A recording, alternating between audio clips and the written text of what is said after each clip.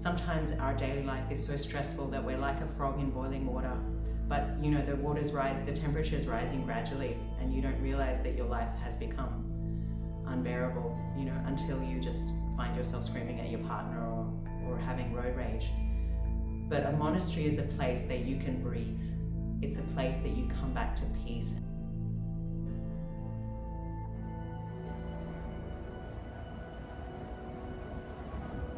Tasmania, where nature's canvas unfolds with breathtaking diversity. From the rugged coastlines of the Southern Ocean to the towering peaks and ancient forests, Tasmania captivates with its untouched beauty.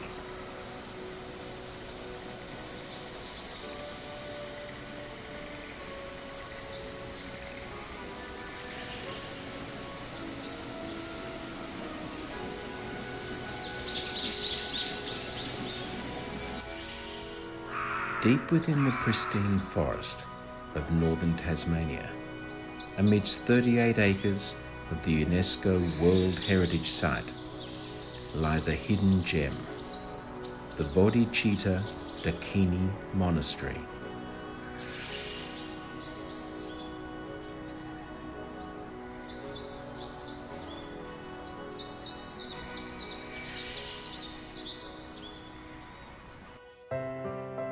Welcome to Bodhicitta Dakini Monastery near Quamby Bluff in Tasmania.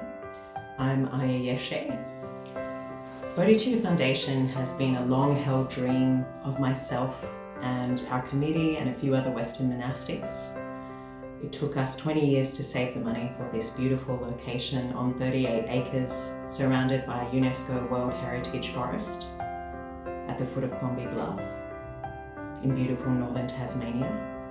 So we're just coming into the entrance of the Vihara, and we talk about how monastics are dependent on the generosity of householder yogis, and that we care about interfaith dialogue, engaged Buddhism, the planet, and so forth, as well as, you know, building community. So on that particular day, the monastery was a little bit messy, but such is life. This is our beautiful shrine room with so many statues people have given out of love over the years. The statue on the far left is actually Padachara, who is the founding nun of the Vinaya, the foremost nun of the Buddha's disciples. Here we have the upside down bowls offered in Tibetan Buddhism, and we have a Thai-style Buddha, as well as a Kuan Yin, a white porcelain Kuan Yin in the corner, and other kind of archetypes of female awakened wisdom. Here we have a mandala, which would have covered the entire roof of a monastery in Tibet. And my alms bowl, which is an important part of being a monastic, is living on faith. And we see the chanting from Plum village, which is a reflection that our monastery is a non-sectarian monastery, which is the Mahayana forest tradition, a fusion of Theravada and Tibetan Buddhism. We see the deity Pancha Raksha, who's on the wall, donated from the Art Gallery of New South Wales. And you can see the work that I spent 13 years in India in a slum helping people with Bodhicitta Foundation India, which is our other charity. So out here you can see Projection Bluff and the National Park.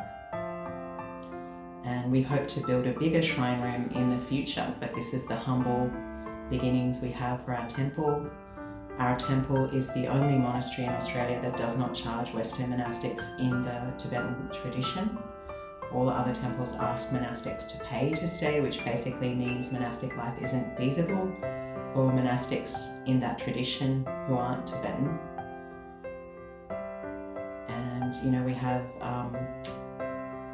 3 bedrooms and we have 2 cabins, so people are welcome to come and stay and do retreat.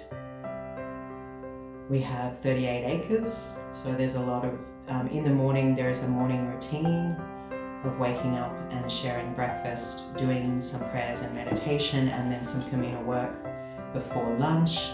And then in the afternoon you have time to go back to your own hut and meditate and do your own practice.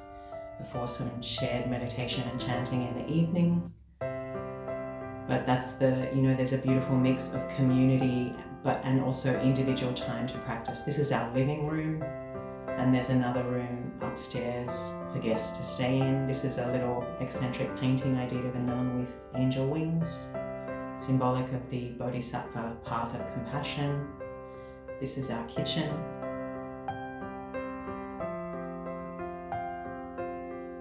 Our monastery is off-grid, so we run on solar panels, and we live very simply. We also have a combustion stove, but it's very comfortable. We have a spring-fed water system, which basically just comes from a black pipe into the mountain. And we have 2 nice but simple cabins for meditators to come and enjoy. We also offer temporary ordination for people who are interested to try out monastic life.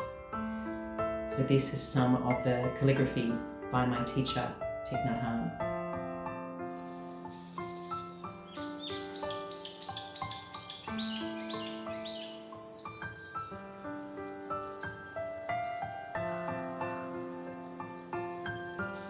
Founded with a commitment to gender equality and community, Bodhicitta Dakini Monastery welcomes all seekers.